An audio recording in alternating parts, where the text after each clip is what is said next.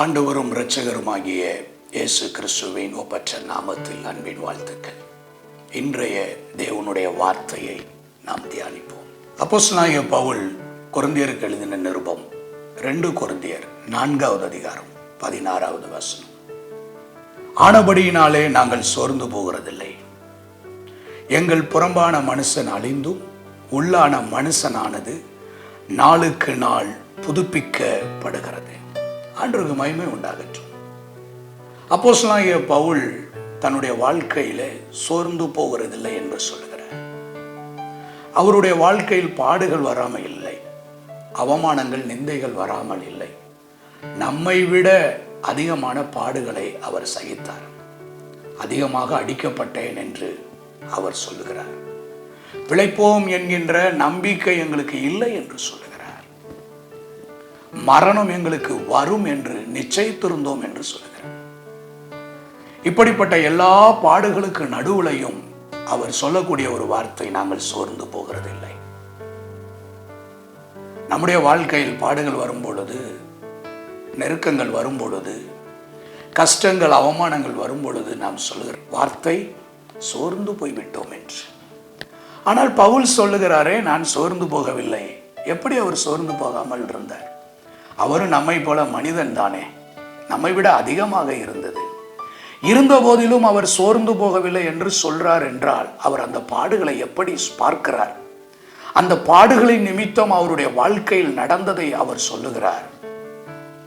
புறம்பான மனுஷன் அழிந்து உள்ளான மனுஷன் நாளுக்கு நாள் புதுப்பிக்கப்படுகிறான். நம்முடைய வாழ்க்கையில வருகிற பாடுகள் நம்மை ஒரு பக்கம் புதுப்பித்து கொண்டே இருக்கிறது. நமக்குள் தெய்வீக சுபாவங்களை புதுப்பித்துக் கொண்டே இருக்கிறது. நமக்குள் தேவனுடைய கிருபைகளை புதுப்பித்துக் கொண்டே இருக்கிறது.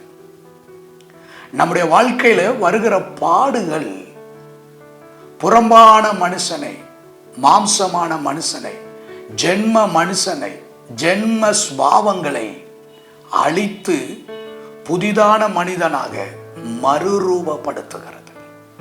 நீங்கள் பவுலுடைய கண்ணோட்டத்தில் உங்கள் வாழ்க்கையில் வருகிற பாடுகளை நீங்கள் பார்ப்பீர்கள். ஆனால் நீங்களும் சொல்லுவீர்கள், பாடுகளின் நிமித்தம் நான் சோர்ந்து போகிறதில்லை. இந்த பாடுகள் என்னை புதுப்பிக்கிறது, நாளுக்கு நாள் புதுப்பிக்கிறது. இந்த பாடுகள் என்னை மறுரூபப்படுத்துகிறது. இந்த பாடுகள் எனக்கு தேவனுடைய பிரமாணங்களை, தேவனுடைய நீதி நியாயங்களை கற்றுக் கொடுக்கிறது என்று சொல்லுவீர்கள். உங்கள் பாடுகளில் உங்கள் பார்வையை மாற்றிக்கொள்ளுங்கள். இந்த பாடுகள் என்னை அழிப்பதல்ல, இந்த பாடுகள் என்னை முடக்கி விடுவதல்ல. இந்த பாடுகள் என்னை, என்னுடைய உள்ளான மனுஷனை நாளுக்கு நாள் புதுப்பிக்கிறது.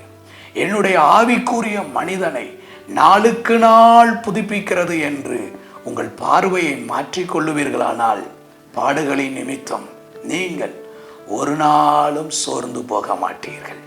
ஆண்டவருடைய கரத்தில் நம்மை ஒப்பு கொடுப்போமா? அன்பின் நல்ல ஆண்டவரே, இந்த நல்ல வேலைக்காக உமக்கு நாங்கள் நன்றி சொல்லுகிறோம். பவுலை போல பாடுகளை நாங்கள் வேறொரு பார்வையில் பார்க்கிற பிரகாசமுள்ள மனக்கண்களை எங்களுக்கு தாரும். பாடுகள் எங்களை உடைப்பது இல்லை, பாடுகள் எங்களை மறுரூபப்படுத்துகிறது, உள்ளான மனிதனை மாற்றுகிறது என்கின்ற அந்த பார்வை எங்களுக்கு தந்து எங்களை நடத்தும். இயேசுவின் நாமத்தில் பிதாவே, ஆமென்.